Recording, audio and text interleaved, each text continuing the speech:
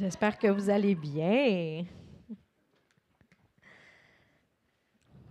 Je vous invite à louer l'Éternel ce matin, à passer du temps dans sa présence, car il est bon et il ne change pas.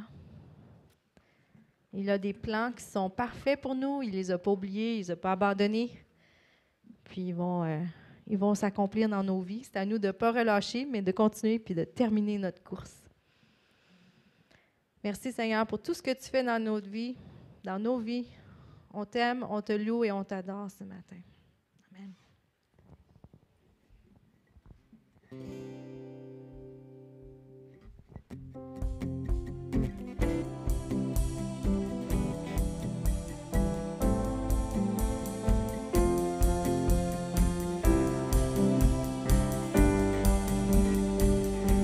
Oh, oh, oh.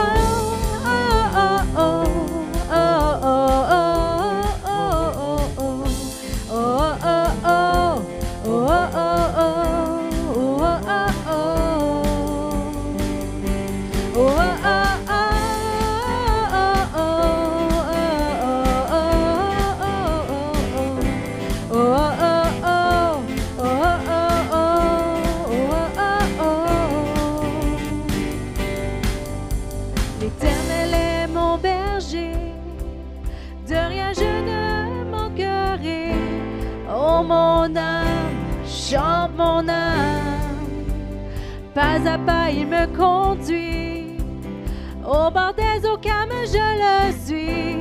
Oh mon âme, chante mon âme, oui toujours le bonheur et la grâce m'accompagneront devant sa face, dans sa présence, témoin de joie, témoin de joie. Et tant qu'il se trouve auprès de moi, aucun mal, mon âme, tu ne craindras. Et dans son temple, je reviendrai, je reviendrai. Et si je traverse encore la vallée de l'ombre de la mort, oh mon âme, chante mon âme, puisqu'il m'aime le premier. Non, rien ne pourra me séparer de son amour, de son amour. Oui, toujours le bonheur et la grâce m'accompagneront devant sa face, dans sa présence, tellement de joie, tellement de joie. Et tant qu'il se trouve auprès de moi, aucun mal, mon âme, tu ne craindras. Et dans son temple, je reviendrai, je reviendrai.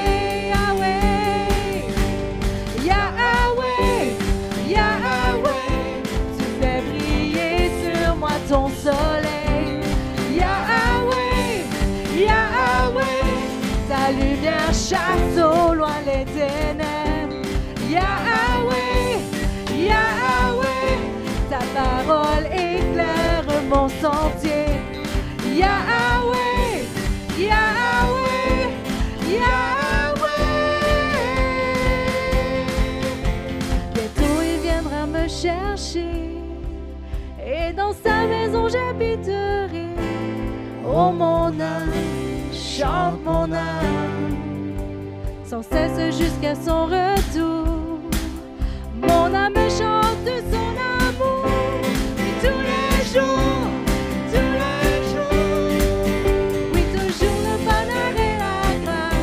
M'accompagneront devant sa face, dans sa présence, tellement de joie, tellement de joie. Et tant qu'il se trouve auprès de moi, aucun mal, mon âme, tu ne craindras. Et dans son temps, je reviendrai, je reviendrai, oui toujours le bonheur et la grâce m'accompagneront devant sa face, dans sa présence, tellement de joie, tellement de joie. Et tant qu'il se trouve auprès de moi, aucun mal, mon âme, tu ne craindras. Et dans son temps, je reviendrai, Yahweh. Yahweh, t'as fait briller sur moi ton soleil. Yahweh, ta lumière chasse au loin les ténèbres. Yahweh, ta parole éclaire mon sentier. Yahweh.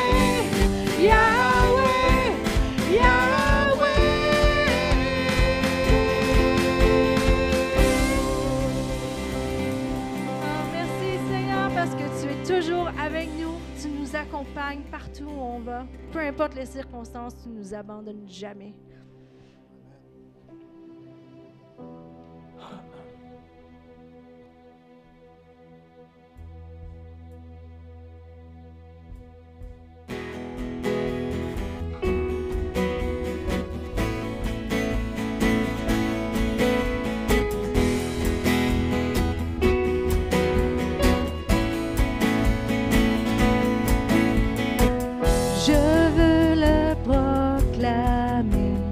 Du sommet des montagnes, ta grâce est sans limite, ta bonté sans égale, ta tendresse m'envahit, ta bonté me poursuit, ton amour m'émerveille. Je chante car tu es bon, je danse car tu es bon, je crie de joie, tu es bon pour moi. Je chante car tu es bon, je danse car tu es bon, je crie de joie, tu es bon pour moi.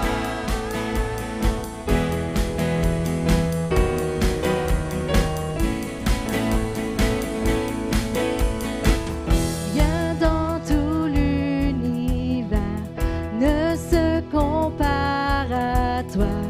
Les océans, la terre sont reflets de ta gloire. Dans mes plus sombres nuits, ta splendeur m'éblouit, ton amour m'émerveille. Je chante car tu es bon, je danse car tu es bon, je crie de joie, tu es bon pour moi. Je chante car tu es bon, je danse car tu es bon, je crie de joie, tu es bon pour moi. Je chante car tu es bon, je danse car tu es bon, je crie de joie, tu es bon pour moi.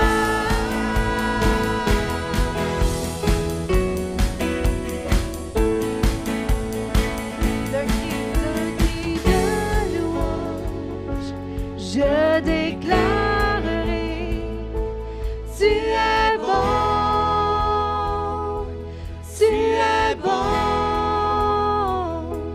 en toutes circonstances, je célébrerai, tu es bon,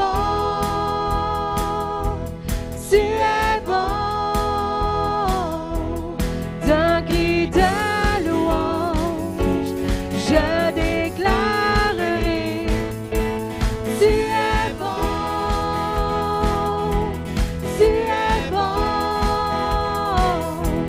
en toutes circonstances, je célébrerai, car tu es bon,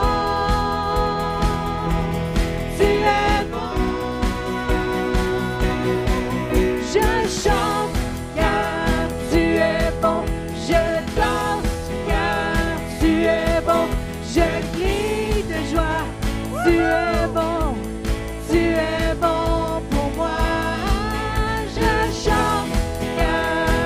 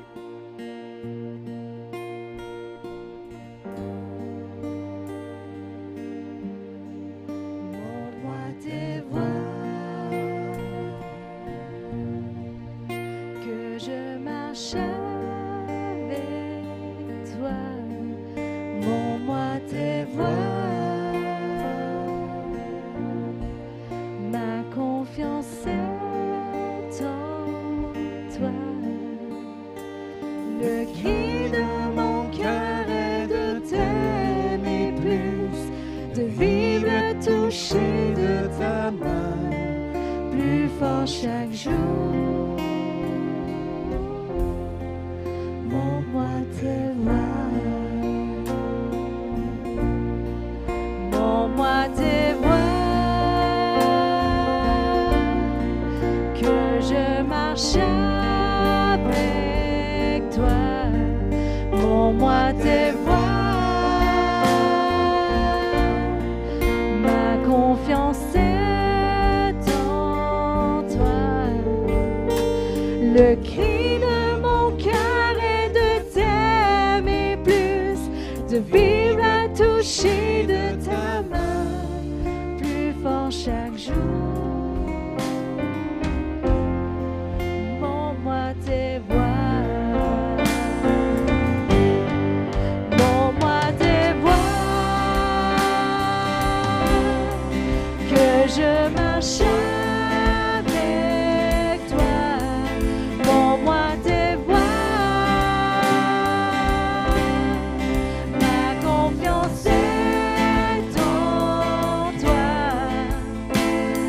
cri de mon cœur est de t'aimer plus, de vivre touché de ta main, plus fort chaque jour. Montre-moi tes voix, montre-moi tes voix, que je marche montre-moi tes voix, ma confiance est en toi. Le cri de mon cœur est de t'aimer plus, de vivre touché de ta main, plus fort chaque jour. Montre-moi tes voix,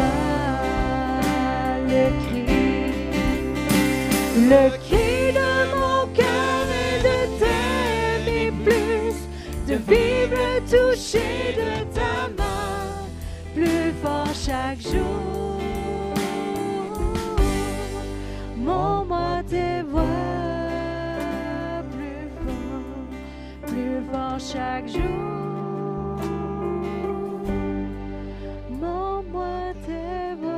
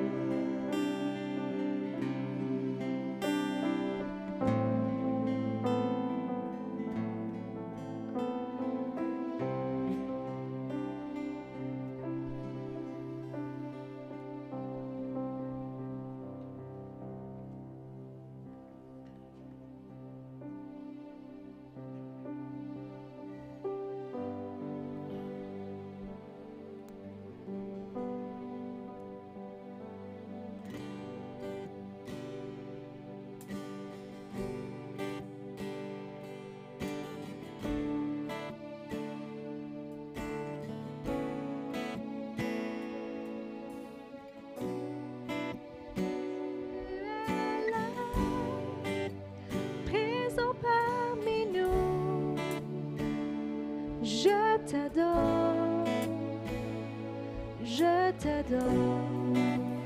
Tu es là, agissant parmi nous. Je t'adore, t'adore. Tu es là, présent parmi nous. Je t'adore, je t'adore. Tu es là, agissant parmi nous. Je t'adore, je t'adore. Tu ferais un chemin au Père des miracles. Tu tiens tes promesses, lumière dans les ténèbres, mon Dieu, c'est ce que tu es.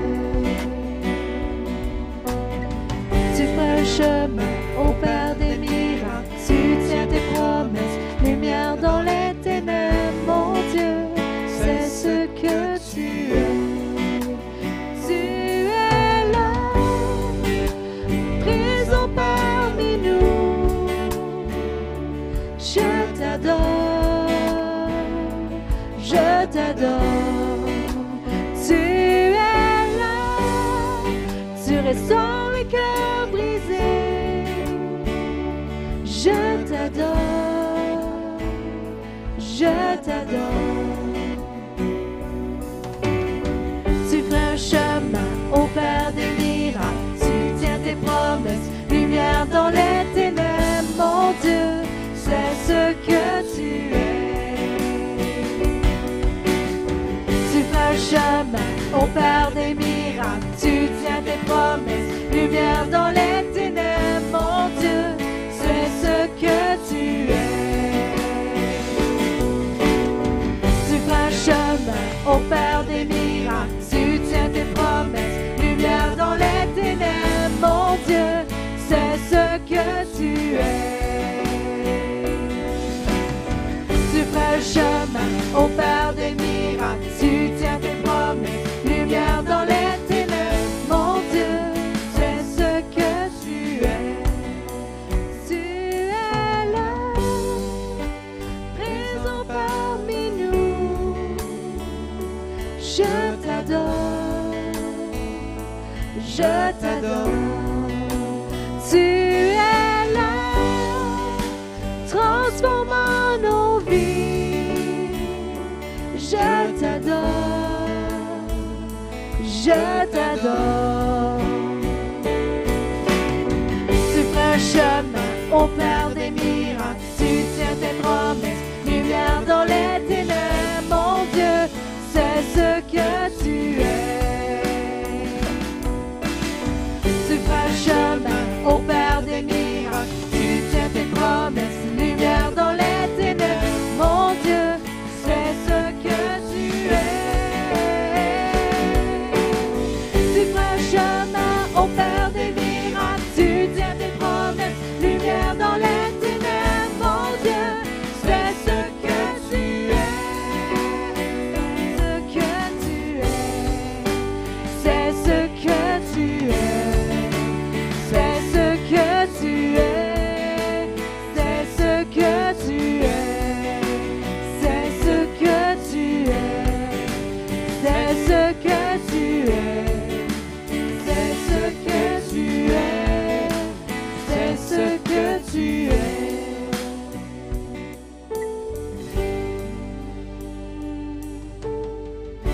Oh Dieu de miracles, nous t'adorons. Et quand je ne le vois pas, tu es là. Et quand je ne le sens pas, tu es là. Tu agiras encore. Tu agiras encore. Et quand je ne le vois pas, tu es là. Et quand je ne le sens pas, tu es là.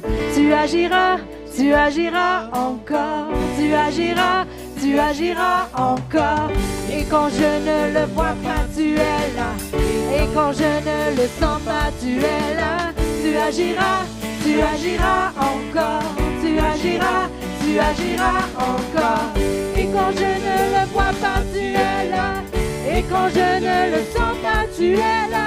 Tu agiras encore. Tu agiras encore. Et quand je ne le vois pas, tu es là. Et agiras encore, tu agiras encore.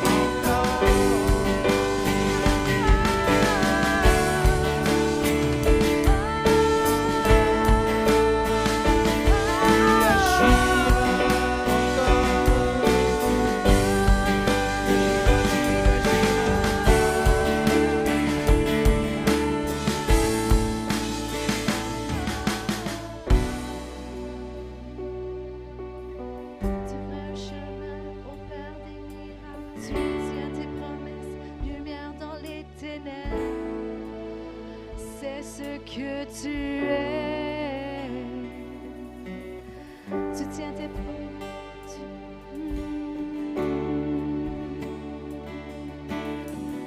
Mon Dieu, c'est ce que tu es.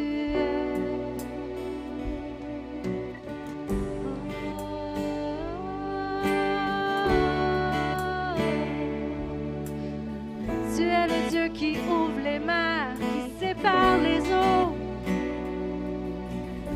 Tu es le Dieu qui redonne la vie. Tu es le Dieu qui ouvre les yeux des aveugles. Tu es le Dieu de miracles. Tu es le Dieu qui sauve.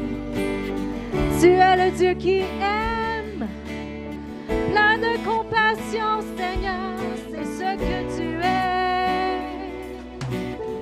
Ta grâce est sans limite. Ton amour est sans fin. Nous t'adorons, nous t'adorons, nous t'adorons, nous t'adorons.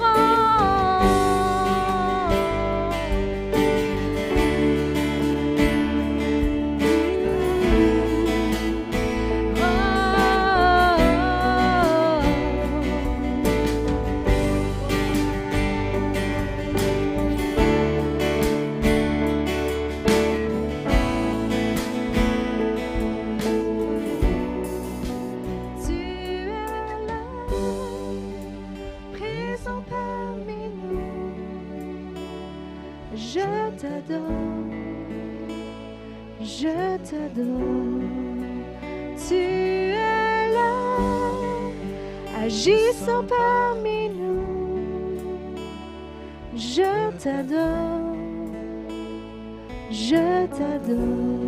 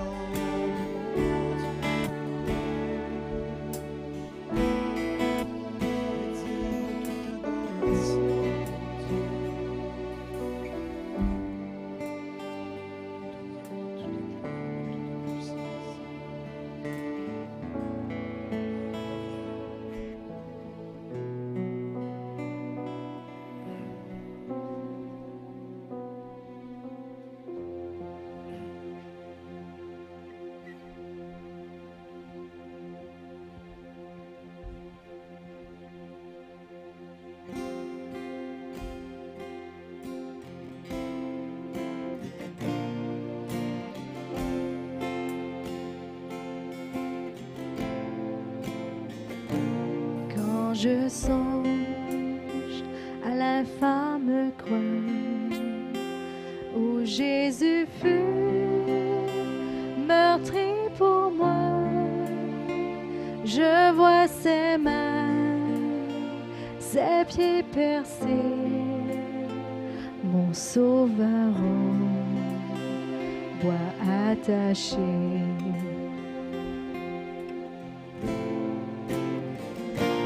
Corps lié, de larmes trempées, dans le tombeau fut déposé, l'entrée scellée d'une lourde pierre, le Messie seul est délaissé.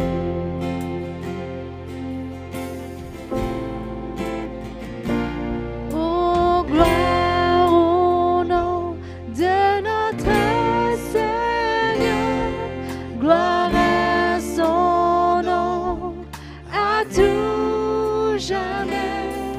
nous chanterons sans fin tes louanges. Oh, gloire à toi, oh Dieu.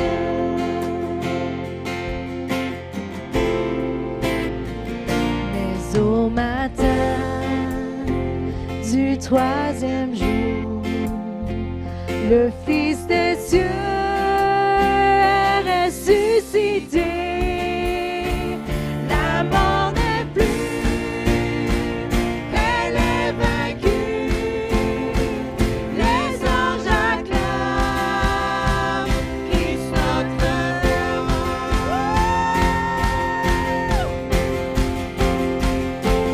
Oh, gloire au nom de notre Seigneur, gloire à son nom, à tout jamais. Nous chanterons sans fin tes louanges. Oh, gloire à toi, oh Dieu. Oh, gloire au nom de notre Seigneur, gloire à son nom, à tout jamais. Nous chanterons sans fin tes louanges. Oh, gloire à toi, oh Dieu.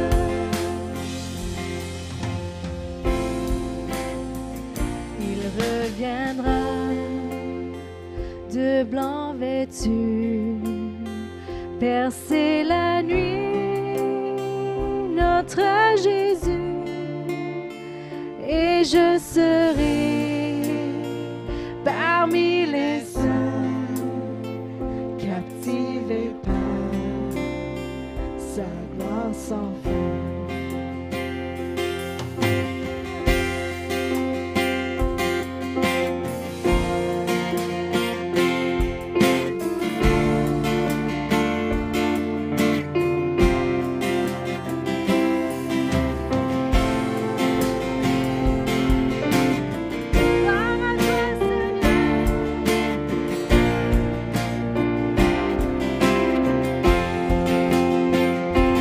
Oh, gloire au nom de notre Seigneur, gloire à son nom, à tout jamais.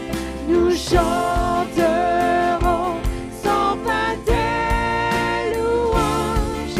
Oh, gloire à toi, oh Dieu. Oh, gloire au nom de notre Seigneur, gloire à son nom, à tout jamais. Nous chanterons sans fin tes louanges. Oh, gloire à toi, oh Dieu.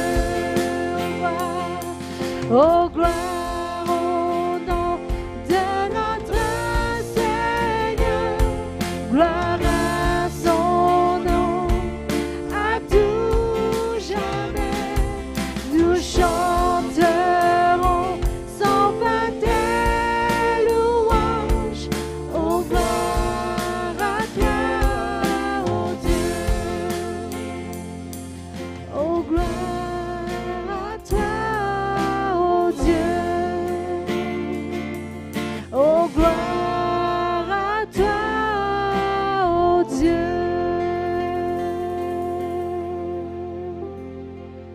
Gloire à toi, Seigneur. Toi seul est digne de louange et d'adoration. Nul n'est comme toi, Seigneur. Nul n'est comme toi, Seigneur.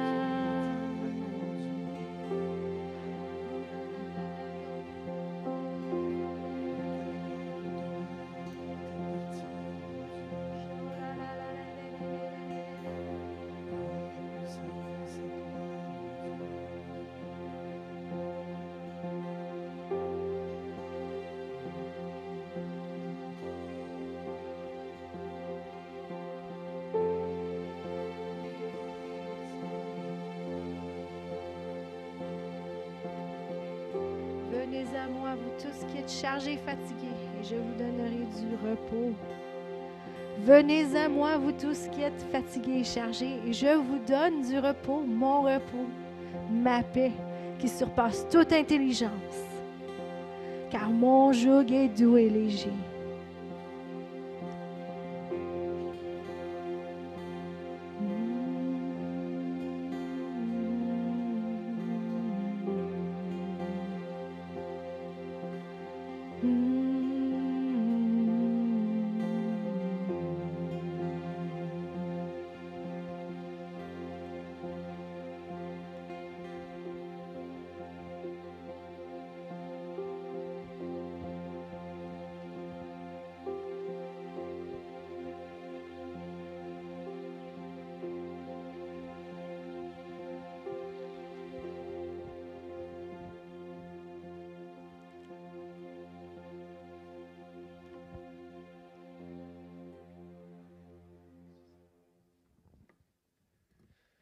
Alléluia. Merci Seigneur, qu'il est bon d'être dans sa présence. Amen. Alors, bonjour à tous ce matin. Bonjour à tous ceux qui nous écoutent en direct. On est en direct ce matin sur YouTube, donc bonjour à tous qui nous écoutent par Internet. Nous serons aussi en rediffusion par après l'Assemblée, donc les gens vont pouvoir nous réécouter aussi après, lorsqu'on va avoir fini le service. Ceux qui sont ici, c'est ceux qu'on a contactés pour qu'on arrive à notre maximum de 25 personnes. Alors, si vous voulez être dans la salle, ceux qui ne sont pas ici ce matin, on peut faire une petite rotation, mais il faudrait me contacter avant pour pas qu'on arrive ici avec 50 personnes. Donc, ceux qui ne sont pas ici ce matin, contactez-moi et je vais vous contacter cette semaine, tous ceux qu'il faut qu'ils soient ici. Déjà là, juste l'équipe de louanges et les multimédias, son, ordinateur, ça fait déjà quand même plusieurs personnes, donc on n'a plus beaucoup de place après ça pour rentrer les gens. Donc, on se tient au courant durant la semaine pour qu'est-ce qu'il y ait des consignes à chaque semaine parce qu'on va y aller semaine par semaine. Amen. Alors, ce matin, pour ceux qui sont dans la salle, il y a un panier à l'arrière, juste sur la colonne blanche, si vous l'avez vu. Donc, ceux qui veulent donner leur dîme, offrande, et etc., le marquer sur l'enveloppe, qu'est-ce qui est désigné, pourquoi, et le déposer dans le panier, s'il vous plaît. Ceux qui nous écoutent à la maison, donc c'est comme d'habitude, soit vous envoyez vos enveloppes ou vous le faites sur le site web, vous le faites par virement Interac, comme les explications sont sur le site web sepgramb.com. Donc, si vous avez des questions, vous pouvez toujours me contacter aussi pour cela. Alors, n'oubliez pas, quand on sème abondamment, on moissonne abondamment. Amen. Alors, c'est tout pour moi ce matin. Je cède la place. J'invite M. Charbonneau pour la prédication.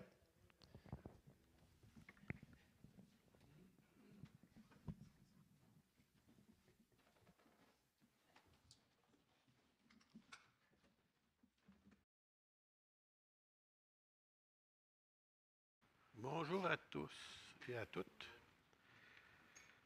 Encore une fois, on est un petit peu malmené, si vous voulez, par les situations, mais on s'en sort bien quand même. Et puis, on dit 25, mais pour ceux qui ne le savent pas, c'est qu'en Ontario, le premier ministre Ford a mis ça à 10, eux autres. Alors, à 10, on serait pas mal moins. Mais la générosité de notre premier ministre, on est à 25. Alors, il faut apprécier qu'est-ce qu'on a. Alors, que Dieu vous bénisse abondamment. Et j'aimerais ce matin, encore une fois, vous amener la suite de ce que j'avais commencé. Il y a 3 prédications de ça, sur le murmure. Et puis, j'aimerais vous apporter des choses qui vont vous aider à vous réfléchir dans l'Ancien Testament et dans le Nouveau Testament. Alors, on va commencer par le psaume 106. Et le psaume 106, ça dit ceci. « Ils méprisèrent le pays des délices », en parlant du pays d'Israël. « Ils ne crurent pas à la parole de l'Éternel. Ils murmurèrent dans leur tente. Ça veut dire qu'ils se sont plaints dans leur tente. C'est ça que ça veut dire. Ils n'obéirent point à sa voix, et il leva la main pour jurer de les faire tomber dans le désert. Ça veut dire que, pour ceux qui connaissent moindrement l'histoire d'Israël, vous savez que lorsqu'ils sont arrivés à la porte de rentrer dans le pays que Dieu leur avait juré de leur donner, il a envoyé des espions. Les espions sont revenus puis ont donné la vérité, qu'est-ce qu'il en était. Puis il y avait des messieurs qui étaient assez impressionnants. Des enfants d'Anak, ça vous dit peut-être pas grand-chose, mais c'était des messieurs entre 8 à 10 pieds de haut, un peu comme Goliath. Et puis, c'était réellement, en tout cas, je ne rentrerai pas dans les détails, mais c'était un mélange de races, en tout cas. C'est trop compliqué de vous expliquer ça ce matin, là. Mais qu'est-ce qui est arrivé? C'est que ce n'était pas réellement des vrais humains, si vous voulez. Et Dieu avait dit qu'il leur donnait le pays, peu importe s'il y avait moi, j'ai 6 pieds, ben, toi, 10 pieds. Tu sais, là, c'est assez impressionnant. Parce qu'ils sont hauts, mais ils sont aussi comme ça. Et puis, lorsque Dieu a dit qu'il leur donnait le pays, puis qu'il était prêt avec eux autres, ils n'ont pas cru. Ils ont vu, et puis c'est étonnant, qu'est-ce qu'ils ont répondu quand ils sont venus, les 10, ceux qui ont découragé le peuple, ils ont dit, nous étions à leurs yeux et à nos yeux comme des sauterelles. Alors, ça dépend comment vous voyez comme enfants de Dieu. Voyez-vous comme des sauterelles ou réellement des hommes et des femmes de Dieu? Alors, eux autres se sont vus, je ne sais pas comment ils ont été capables de voir des yeux des autres ce qu'eux autres voyaient d'eux autres. Êtes-vous capable de vous imaginer ça? En tout cas, c'est ça qui est arrivé. Et puis, ils se sont découragés, ils n'ont pas voulu rentrer. Et à cause de ça, ils disent, bon, c'est correct. Vous ne voulez pas? Allez vous promener dans le désert pendant 40 ans. 40 ans! Hey, c'est toute une génération, ça.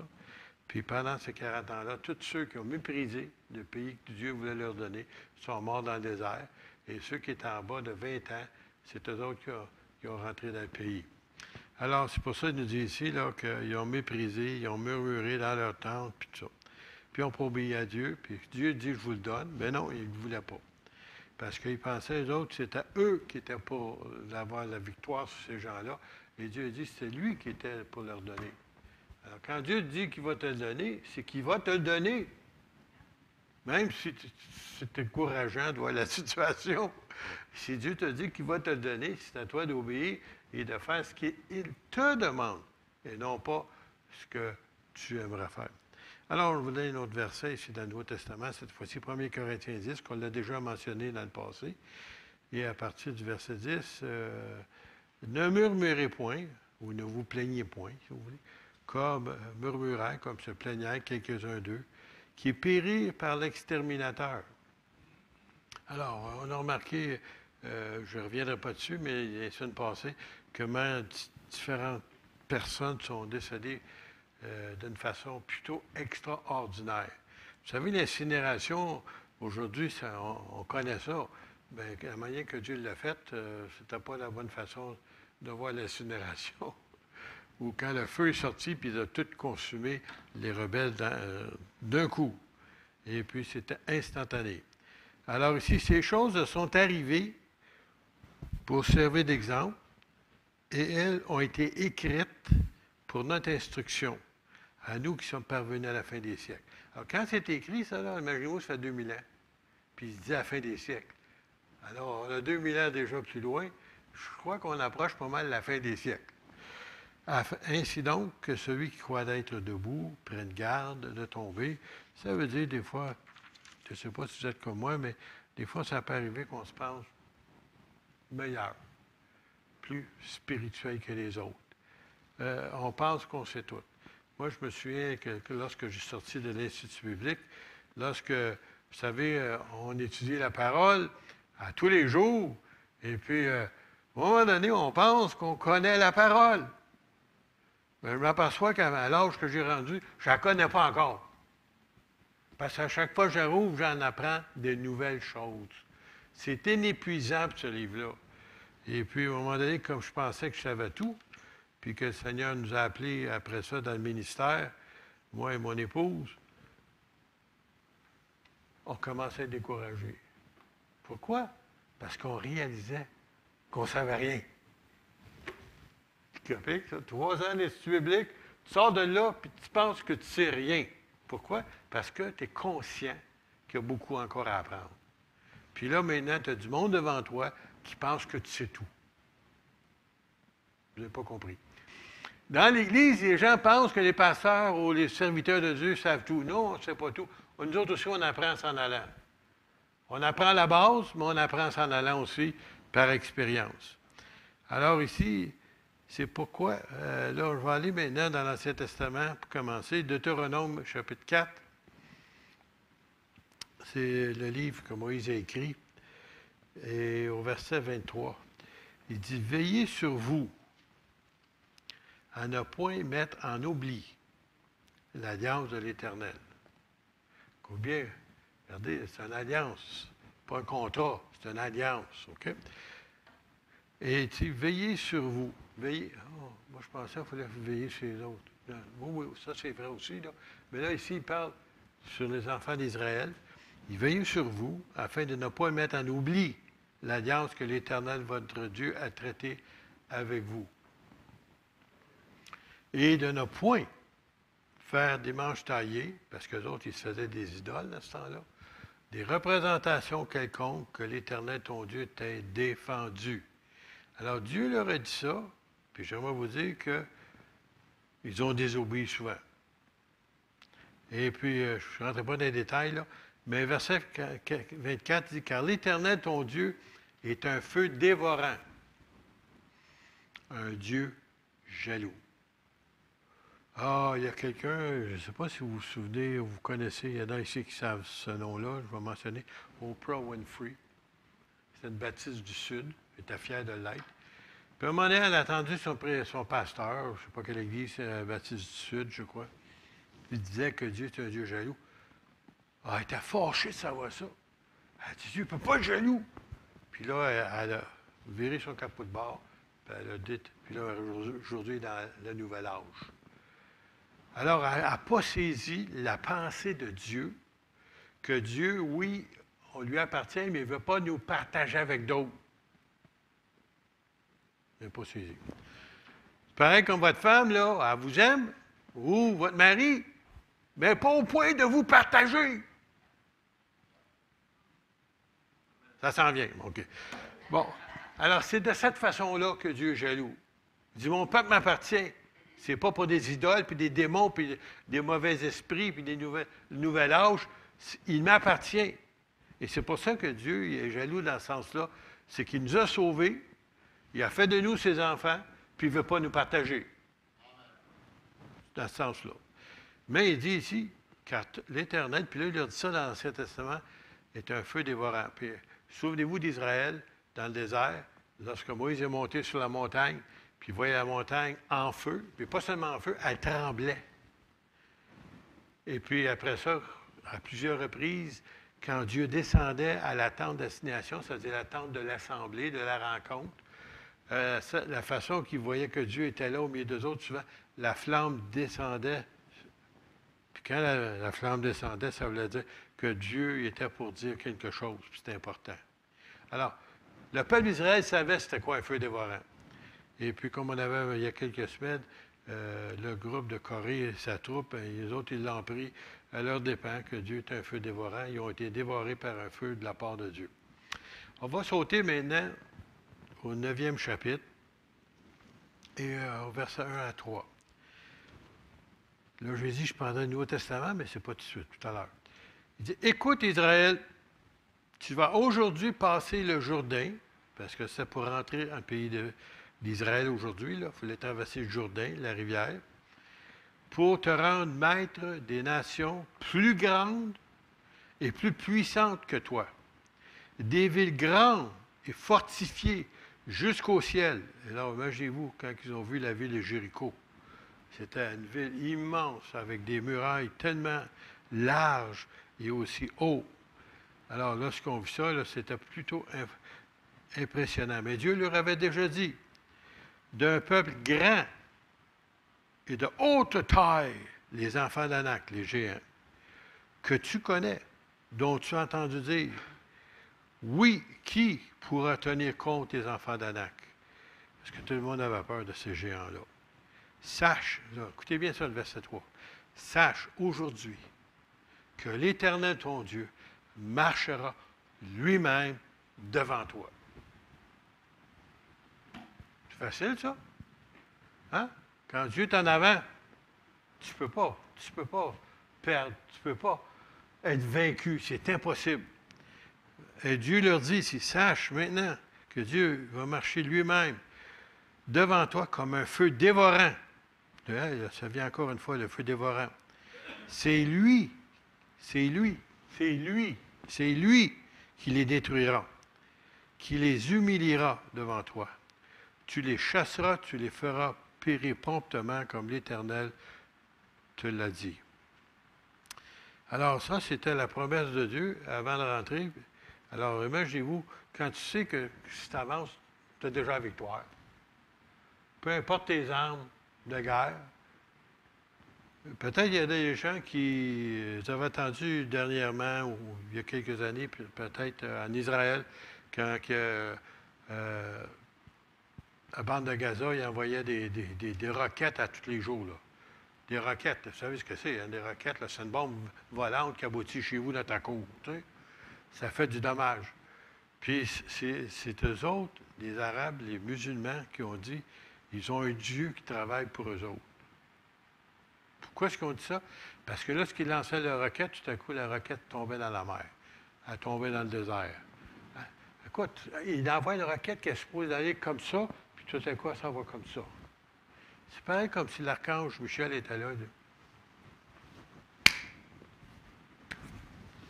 Il y avait du fun. Peut-être. Tu sais, catcher, tu sais, au baseball, tu sais, il était là. Catch. Il les attrapait. Quand tu dis, eux autres même disaient qu'ils ont un Dieu qui est pour eux autres. Puis malgré ça, ils essaient de combattre pareil. Alors ici, c'est arrivé. Dieu dit, et quand ils ont rentré en Israël, Dieu a combattu pour eux autres. La muraille de Jéricho, cette autre muraille que je vous parlais, moi j'ai eu le privilège dans le temps, on avait le droit de se rendre là. Je l'ai vu, c'est la base, une partie, si vous voulez, de la muraille. Elle ne s'est pas écroulée comme ça parce qu'elle était tellement immense, ça aurait fait ça, ça aurait fait tellement un monceau que ça aurait été difficile de rentrer. Dieu a fait ce qu'il avait fait, comme on avait vu la semaine passée, il a ouvert la terre. Et la muraille est descendue dans la terre. Alors tout ce qu'ils avaient à faire, les autres, c'est rentrer. Ils avaient aplani déjà. Puis moi, quand je suis allé là-bas, ils avaient déterré une partie de ça, puis tu voyais la partie de la muraille, juste une partie qu'ils ont déterrée, là, mais tu voyais qu'elle n'était pas écroulée, elle était descendue dans la terre. Alors Dieu se génère pas en ouvrir la terre, faire disparaître des choses. Il l'avait fait pour eux autres, et ils ont eu une grande victoire. Mais je reviens maintenant dans le Nouveau Testament. Hébreux, chapitre 12, au verset 28. C'est pourquoi, recevant un royaume inébranlable, alors, avez-vous saisi ce qu'on a reçu? On fait partie du royaume de Dieu, puis on a reçu un royaume inébranlable. Le monde, regardez les gens autour de vous, comment ils sont stressés. Il y en a même qui sont découragés puis ils se suicident parce qu'ils ne savent plus quoi faire. Nous autres, on a reçu un royaume inébranlable. Même si tout s'en va mal. Ils nous regardent. C'est pas normal, vous autres. Vous ne paniquez pas. Qu'est-ce que vous avez de plus que nous autres? On sait ce qu'on a de plus que vous autres. On a Jésus. On a la paix de Dieu qui surpasse toute intelligence, qui garde nos cœurs. Alors, c'est pourquoi, recevant un royaume inébranlable, montrons notre reconnaissance en rendant Dieu un culte qui lui soit agréable, avec piété et avec crainte. Ce qui est surprenant ici, il dit qu'il y ait un culte qui soit agréable et rajoute avec piété et avec crainte. Le problème, c'est qu'avec nous, comme enfants de Dieu, surtout les chrétiens évangéliques, c'est que On a été sauvés par grâce, mais à cause de cela, on pense que tout nous est permis après ça. On est pareil comme si on nage dans la grâce de Dieu. Non, la grâce de Dieu, ça ne te permet pas de pécher, c'est le contraire. Ça t'a sorti du péché, puis ça te préserve du péché. De la puissance du péché. Tu n'es pas supposé de comme les autres comme avant. Tu n'es pas supposé de parler comme les autres comme avant. Tu n'es pas supposé d'agir comme les autres comme avant. Car notre Dieu est aussi un feu dévorant. Ça, c'est dans le Nouveau Testament, ça. Oh! Ça veut dire que le même Dieu de l'Ancien Testament est pareil dans le Nouveau Testament, excepté que la différence, c'est la grâce. C'est qu'on est capable, si on fait une erreur, si on manque, on peut demander pardon, puis on se relève, puis on continue. Mais si on s'entête, Dieu est capable de sévir s'il veut. Parce qu'il est Dieu. C'est pas moi, c'est lui. Là, je vais vous amener une autre partie que la plupart des gens, peut-être que vous n'êtes pas rendu compte de ça, puis c'est dans votre Nouveau Testament. Quand l'Église commence, au début de l'Église, ça veut dire que Jésus est monté au ciel, ainsi de suite. Il y a des milliers de personnes qui sont converties. Puis là, c'est l'Église qui débute. Puis là, ils vont faire quelque chose de spécial, c'est qu'ils vendent leurs biens. Et puis, ils vendent leur terre, il y en a qui vendent leur maison, peu importe. Ils prennent l'argent, puis ils viennent apporter à l'apôtre Pierre pour aider l'Église de débuter, pour commencer, ainsi de suite. Pour prendre soin des gens, ainsi de suite, financièrement, mais peut-être aussi côté de la nourriture. Et puis, qu'est-ce qui est arrivé? C'est qu'il y a une personne du nom d'Ananias. On va regarder ça et sa femme Saphira.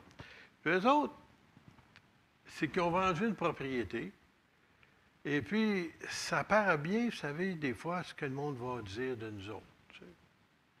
Donc, ils ont voulu faire comme les autres, mais excepté qu'ils ont menti, puis on va le lire ensemble. Un homme appelé Ananias, en accord avec sa femme, Saphira, vend une propriété. Parfait, pas de problème là, tu as le droit de vendre ce que tu veux, c'est à toi. Toujours avec l'accord de sa femme, il garde une partie de l'argent pour lui. Et Ananias apporte le reste et le donne aux apôtres. Alors, qu'est-ce qui est arrivé? C'est qu'il voulait faire comme les autres, puis bien paraître, qu'il était généreux. Puis il dit, regarde, il dit, voici ce que j'ai eu, l'argent qu'on a eu pour notre propriété. Mais Pierre lui dit, Ananias, tu as ouvert ton cœur à Satan. Pourquoi donc? Tu as menti au Saint-Esprit ou à l'Esprit Saint et tu as gardé une partie de l'argent du champ. Il avait le droit de le faire. C'est pas ça le problème. C'est qu'il voulait bien paraître, puis dire aux autres, voici, je l'ai vendu, on va vous donner un prix, 1000 $. Puis les autres, ils donnaient tout l'argent. Bon, il dit, je l'ai vendu 1000 $. Puis il en a gardé un certain montant pour lui. Alors, il avait le droit de le faire, mais pas de mentir au Saint-Esprit ou mentir à Dieu. Lui, il pensait qu'il mentait juste à Pierre. OK, là? Il est là, Pierre, bon, OK. Il ne voit pas clair, Pierre, là, c'est un homme. On peut y passer ce qu'on veut. Alors, Ananias, il dit, tu as ouvert ton cœur. Et il nous dit ici, tu as gardé une partie de l'argent du champ. Tu pouvais, regardez bien ça, garder le champ, ou bien tu pouvais le vendre et faire ce que tu voulais avec l'argent. Ben oui, c'est à toi. Mais ne viens pas dire après ça que c'est ça que tu l'as vendu, puis c'est ça que tu viens donner, quand ce n'est pas vrai. Comment est-ce que tu as pu décider dans ton cœur d'agir ainsi? Ce n'est pas à nous que tu as menti, mais à Dieu. Monsieur, ça change de vitesse, hein? En entendant ces paroles, Ananias tombe et meurt.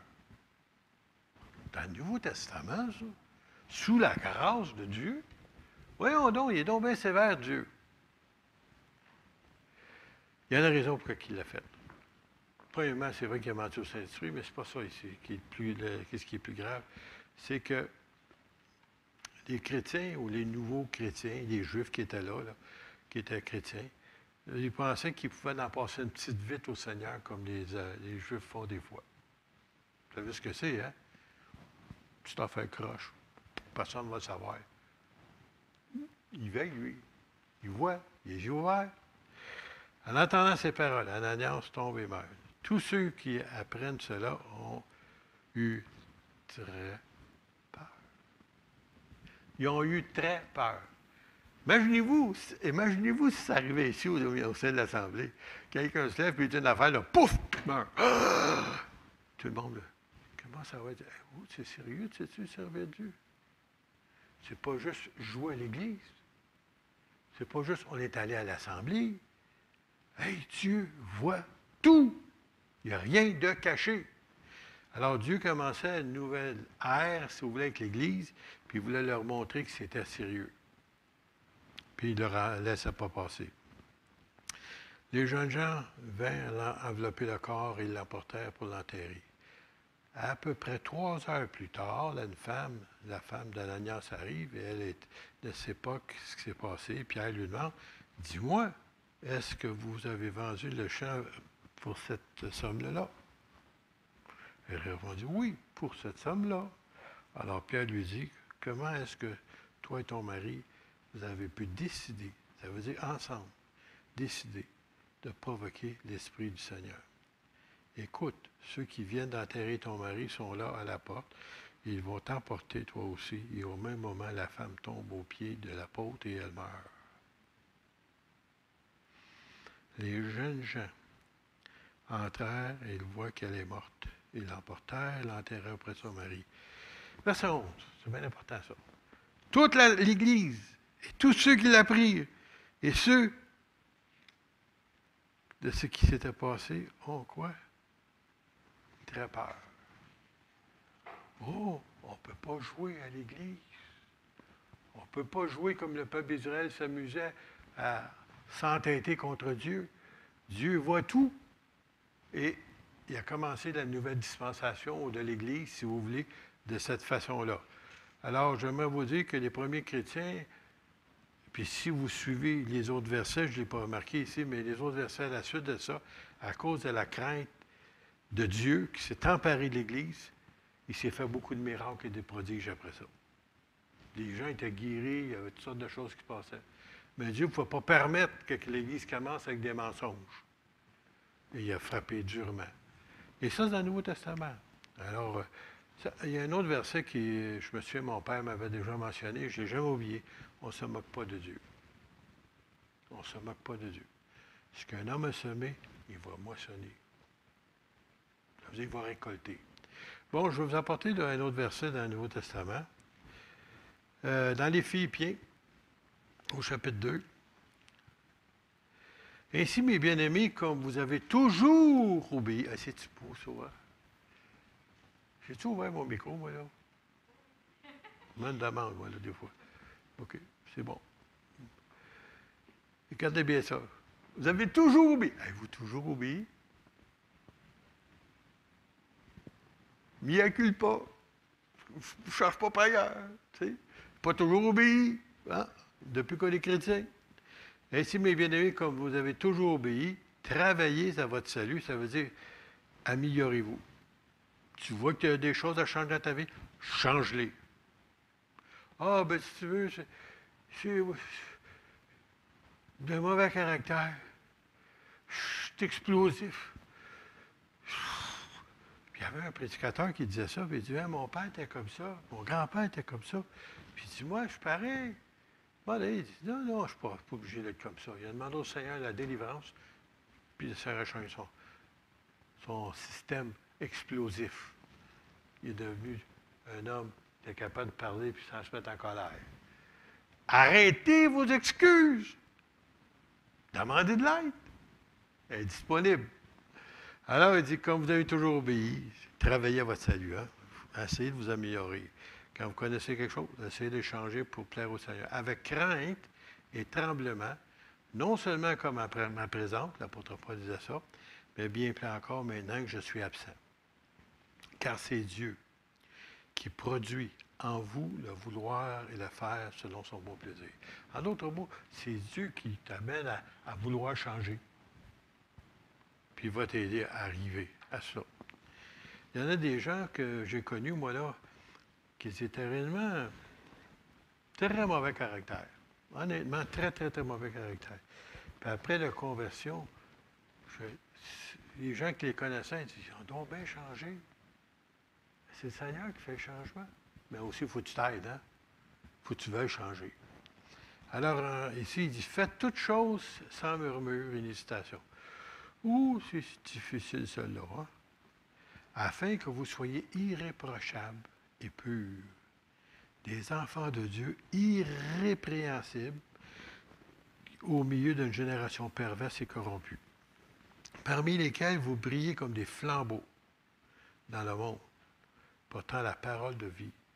Et je pourrais me glorifier au jour de Christ de ne pas avoir couru en vain ni travaillé en vain. En d'autres mots, lui, son plaisir, c'est de voir les chrétiens s'améliorer, changer, et réellement être un témoignage. Si on est comme les autres, comment voulez-vous que les gens soient attirés à Jésus? Comment voulez-vous qu'ils désirent ce que vous avez? C'est que vous devez être différent des autres. Il faut que ça apparaisse. Tu n'as même pas besoin de parler, juste ta physionomie, juste la façon que tu agis. Les gens, ils vous regardent, puis surtout en ce moment ici, comment tout le monde marche par la crainte et la peur dans le moment, là, puis ils vous regardent, vous êtes paisible. Tu sais, pas nonchalant, mais réellement, là, ils sont presque jaloux de vous, là, vous voir. Qu'est-ce que vous avez de plus que nous autres? Ah, j'aimerais ça vous le dire. Et c'est là qu'on peut leur partager la bonne nouvelle de l'Évangile. Je vais revenir à un autre texte, je ne veux pas être trop long ce matin. Dans 1 Pierre, au chapitre 4. Alors, Pierre dit, verset 7, il dit, la fin de toute chose est proche. Je vous ai dit ça il y a 2000 ans. OK? Je pense qu'on est pas mal plus proche que lui. Hein? Soyez donc sages et sobres pour vaquer à la prière. Ça veut dire de réellement prendre du temps pour prier. C'est ça que ça veut dire. De réellement vous donner, si vous voulez, un défi dans la prière.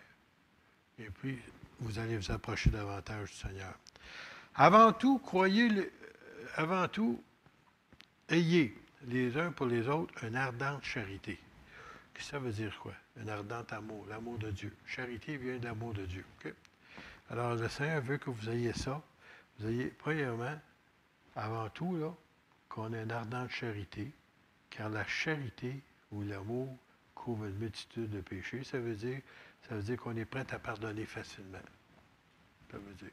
Okay. Ça ne veut pas dire ça de continuer à pécher. Ça veut dire que si on manque, le Seigneur, et puis vous aussi, vous êtes capable de pardonner à ceux qui ont manqué. Comme de bons dispensateurs, vous savez, c'est quoi un dispensateur? Bon, ça, c'est pas un dispensateur, mais un peu ce qu'on a en arrière, là, tu pèses dessus, puis il sort quelque chose pour se laver bien. Hein? Tu sais, pour désinfecter. Bon, bien, vous êtes comme un bon dispensateur. Êtes-vous des bons dispensateurs? Attendez, on va arrêter là. Comme de bons dispensateurs de diverses grâces de Dieu, ça veut dire qu'on est capable de les répandre, que chacun de vous mette au service des autres le don qu'il a reçu. Si quelqu'un parle, que ce soit comme annonçant les oracles de Dieu. Ça veut dire qu'on ne dit pas n'importe quoi. Si quelqu'un remplit un ministère, qu'il le remplisse sur la force que Dieu communique. Ça veut dire que si le Seigneur t'appelle un ministère, bien Dieu va donner la force de l'accomplir. Après ça, il dit ici, afin qu'en toute chose, Dieu soit glorifié par Jésus-Christ, à qui appartiennent la gloire et la puissance au siècle des siècles. Dieu veut que tu puisses remplir ton ministère. Puis il y avait des gens qui pensent que le ministère, c'est juste en une chair, en avant, en temps de prière. Non, non. Vous avez le privilège de différentes choses que Dieu peut servir de vous. Et peut-être le Seigneur a un ministère pour vous vers les personnes âgées, peut-être vers les malades, peut-être des gens de la rue. Le Seigneur veut servir de vous. Nous aussi, on a un ministère qui peut-être ne paraît pas tellement. C'est de distribution de nourriture depuis pendant une vingtaine d'années, c'est peut-être plus maintenant, que le Seigneur a permis qu'on ait de la nourriture pour donner à d'autres. Et on est surpris de comment Dieu se servait de nous. Quand je dis de nous, là, je ne veux pas dire moi, j'ai eu ma part là-dedans pour ouvrir la porte, mais il y a Jean-Guy, il y a Christian, il y en a d'autres dans l'Église qui aident, en tous les cas, pour que cela se fasse avec amour. Puis un jour, nous allons avoir notre récompense. Peut-être pas ici, là, mais un jour, le Seigneur va nous dire, bon et fidèles serviteurs et servantes, ceux qui ont obéi à ce que Dieu leur a demandé de faire, puis ils l'ont accompli. Ils ont bien rempli leur ministère. Il y avait quelque chose d'autre ici, je voulais terminer ici là-dessus, sur cette note. Je ne m'attendais pas d'y arriver. Mais il y a plusieurs années de ça, il y a des gens, et quand je dis plusieurs, là, plusieurs décennies, ça ne veut pas dire récent, là, au moins 70 ans et plus, OK? Peut-être 80, je ne suis pas certain. Là. Je vous donne une date approximative. Il y a des gens qui avaient dit, vous savez, au début, quand l'Évangile a commencé à Montréal, tout le monde était catholique avant. Okay? Catholique romain. Puis lorsque les chrétiens il a commencé à avoir des chrétiens francophones, il y avait beaucoup de persécutions, mais en même temps, ils n'étaient pas nombreux. Et tout le monde savait presque tout sur tout le monde. Quand tu n'es pas nombreux, là, puis on parle ensemble, on apprend à se connaître tellement qu'on sait tout. Puis surtout que les églises, quand on parle Pentecôte francophone, je crois qu'il y en avait 3 dans le Québec. Il y avait Montréal, on en avait de Montréal. La première église de Pentecôte, le centre évangélique, il y en avait une à Saint-Hyacinthe. Et puis, c'est à peu près ça. Il n'y a pas grand-chose. Et puis, tout le monde se connaissait. Oh, on connaissait les noms des gens. Hey, tu ne t'avais jamais rencontré, tu savais tous déjà ces gens de Saint-Hyacinthe. Ah, Père Samson, le pasteur.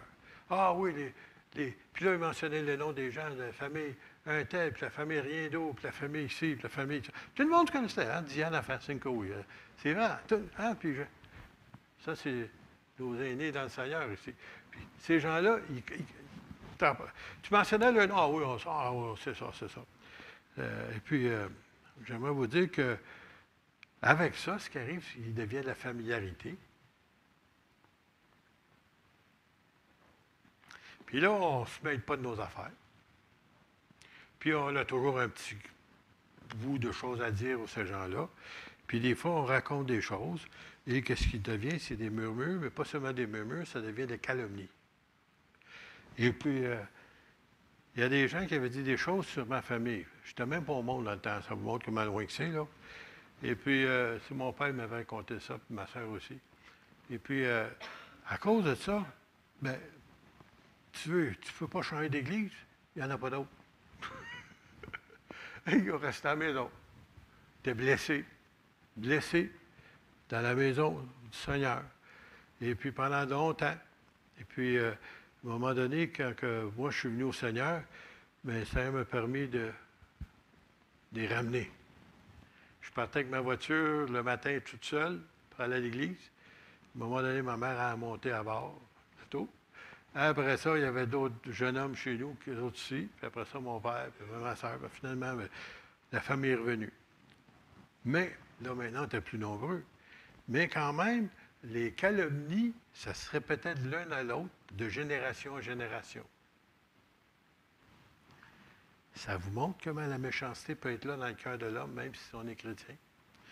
Et puis, à tel point que quand c'est arrivé, là, je retourne dans le temps, là, mon père avait dit, parce que lui, c'est un homme colérique. Un homme que dans le bon vieux temps, avant qu'il vienne au Seigneur, s'il y avait eu quelqu'un qui ne faisait pas son affaire, il aurait sauté dans le top et il l'aurait battu. Puis il n'était pas plus haut que ça, mon père. Il était dangereux. Mais là, au Seigneur, tu ne peux pas faire ça. Alors, le Seigneur te demande, il dit, monte l'autre. Il y en a souvent qui ne se rendent pas là. Ils ne veulent pas accepter ça. Puis mon père, il connaissait la Bible, il avait lu, il avait étudié. C'est un homme de prière. Puis, il avait lu un verset, puis c'est là-dessus qu'il s'est appuyé au travers ce temps difficile-là. Puis il me l'a répété. Écoutez, je n'étais même pas au monde dans le temps, puis il me l'a dit beaucoup plus tard quand j'étais dans le ministère. Car j'ai vécu des choses difficiles dans le ministère, et puis là, il est venu m'encourager. Il dit, car nous ne connaissons pas, Hébreux 10, verset 30, car nous connaissons celui qui a dit, à moi la vengeance, à moi la rétribution, et encore, le Seigneur jugera son peuple. C'est une chose terrible de tomber entre les mains d'un Dieu vivant. Puis là, ben moi, ça va désamorcer. Parce que là, j'étais fâché, moi, là. Non, ben là, j'ai dit, Seigneur, qui arrange ça avec. Puis Dieu s'est arrangé avec aussi. Et je n'ai pas aimé la manière que Dieu l'a faite.